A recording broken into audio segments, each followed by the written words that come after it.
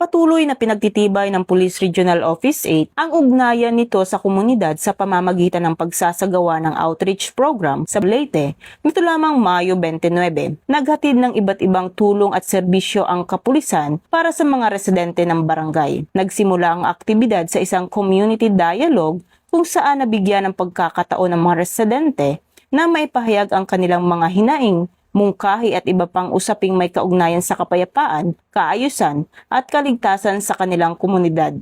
Bilang bahagi ng outreach program, 40 senior citizen ang nabigyan ng hygiene kits, biskit at gatas, samantala 50 bata ang tumanggap ng school supplies upang makatulong sa kanilang pag-aaral.